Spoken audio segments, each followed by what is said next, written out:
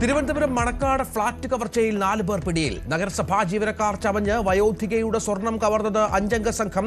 പിടിയിലായവരിൽ കൊലക്കേസ് പ്രതിയും.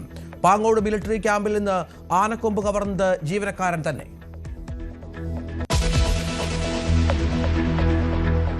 ഇളമക്കരയിൽ മകളെ കൊലപ്പെടുത്തി അച്ഛൻ ജീവനൊടുക്കിയ സംഭവത്തിൽ ഞെട്ടിപ്പിക്കുന്ന കണ്ടെത്തലുകൾ. പെൺകുട്ടി 1 വർഷത്തോളം പീഡനത്തിനിരയായി. മരണത്തിന് മണിക്കൂറുകൾക്ക് മുൻപും പീഡനം നടന്നുവെന്ന് പോസ്റ്റ്മോർട്ടം റിപ്പോർട്ട്.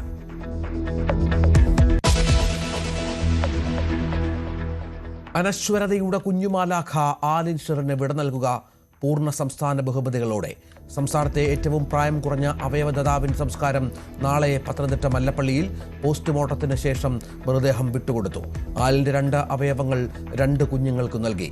ശസ്ത്രക്രിയ വിജയം.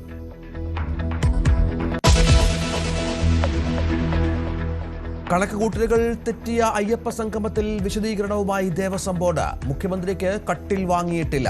നന്ദഗോവിന്ദത്തെ പരാമർശിച്ചത് പിശക്. കോടതിയെ അറിയിച്ചതിലും തെറ്റിയെന്ന് വിശദീകരണം. കൂടുതൽ കാര്യങ്ങൾ പരിശോധിച്ച് പറയാമെന്ന് മന്ത്രി വാസവൻ.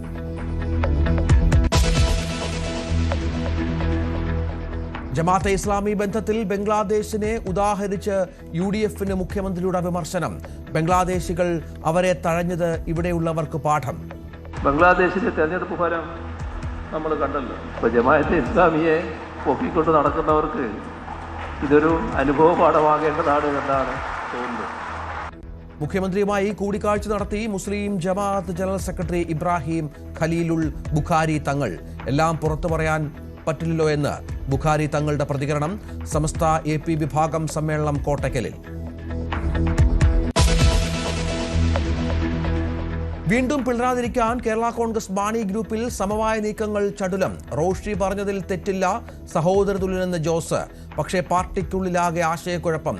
ജോസ് പാലായിൽ ജയിക്കുമെന്ന് മന്ത്രി VN വാസവൻ. ഓരോ നീക്കവും നിരീക്ഷിച്ച് UDF.